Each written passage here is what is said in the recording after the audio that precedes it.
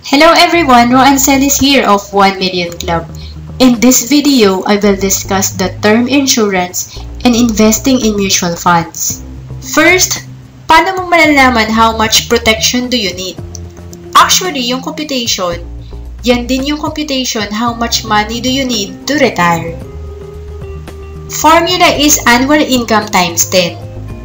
For example, ang monthly salary mo is 20,000. So, 240,000 ang annual income mo times 10. So, you need 2.4 million life insurance coverage. Bakit 2.4 million? Kasi if something happens to you, if you die too soon, your family will receive 2.4 million. And kung invest nila yan, earning sabihin na lang nating 10% per year, so 240,000 ang interest. Divided by 12, so may 20,000 per month ang family mo. Insurance is also called income replacement kasi yung nawalang income sa pamilya, kinikita pa rin ng family kahit nawala na ang breadwinner. Tawag din dyan, money working for you. Kaya kung may 2.4 million ka na, pwede ka na mag-retire kasi you are earning 20,000 per month through interest of your money. Here are the purposes of life insurance. Family protection. You are protecting your family against financial loss. Income replacement. As a breadwinner, your value to your family is very high.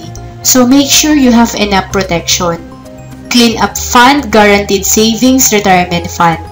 If you die too soon, if something happens to you, may pera na marireceive family mo na malaking tulong sa kanila. Education fund.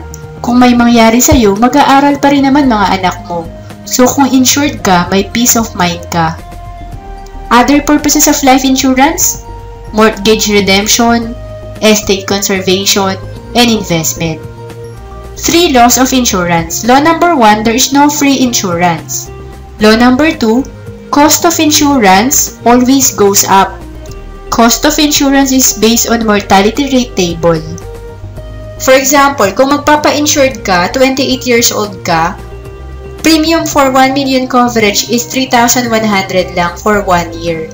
Pero kung 47 years old ka na, doble na cost ng premium. 6,550 na premium for 1 year, 1 million coverage. Law number 3, all insurance is term insurance.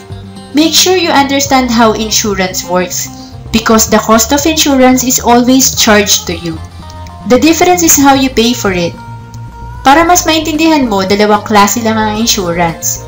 Pure insurance or term plan, ito yung recommended natin, term insurance. And second is insurance with savings or permanent plans. For exactly the same amount of life insurance protection, you can pay a very low premium for a term insurance plan compared to the very high premium you would have to pay for an insurance with savings or whole life insurance or endowment plan. Difference in premium can be invested in mutual fund. And mutual fund grows much faster at a much higher rate of interest than the usual cash value of a whole life insurance or endowment plan. To illustrate this further, I have sample here of computation for buy term and invest the difference. Please take note that this is not an actual product. This is one of the best strategies if you want to raise education and retirement fund. In our example, age is 30. Our assumption is 12% rate of return per year for investment or mutual fund. At age 30, annual premium for 1 million coverage is 3,230 and 1,950 for 1 million coverage for critical illness. So a total of 5,180 for insurance.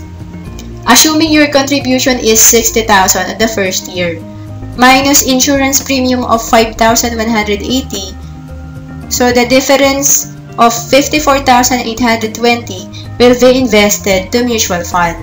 On the first year, your investment in mutual fund will earn 6,578. So at the end of first year, your investment value will become 61,398. 54,820 plus 6,578 interest. On the second year, same process. You contribute 60,000 minus your annual premium of 5,330, 54,670 will be invested to mutual fund. Then your accumulated investment in mutual fund will earn 12%, 13,928. Then your investment fund will become 129,997 at the end of second year. You regularly contribute 60,000 on the third year to fifth year. At the end of fifth year, your investment fund will become 387,867. Pansinin nyo, nag-stop na yung contribution on the sixth year onwards. Sa investment fund na lang binabawas yung premium for insurance. Tuloy-tuloy pa din pag-grow ng fund kasi nagko-compound yung investment sa mutual fund. On the 16th year, magka-college na anak, so nag-withdraw ng 100,000. Binawas pa rin yung insurance premium. Kahit 4 years mag-withdraw, okay pa din ang fund kasi malaki ang interest na kinikita ng mutual fund. After 20 years, tapos ka na magpaaral or at age 50, you have investment fund pa din na 1,036,326.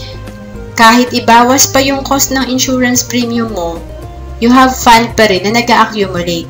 And assuming at age 65, retire ka na. Kahit mag-withdraw ka pa ng 500,000 per year, you have investment pa din of more than 5 million. Ito yung tinatawag na money working for you. Now, what are the benefits of buying term insurance and invest the difference in mutual fund? First, term insurance is cheaper. Second, you are in control of your savings. You need insurance to protect your family from financial loss. And you need investment to take care of you when you retire. Do you want to improve your financial situation? First step is to educate yourself. We are conducting free practical money management and investment strategies in Makati and Cebu. For those located in other provinces and outside the Philippines, we are conducting webinar. 1 Million Club is here to help you. Please visit www.1millionclub.com and please subscribe if you like this video. And if you want to learn more about investments, you may also email me at roan@1millionclub.com. Thank you for watching this video.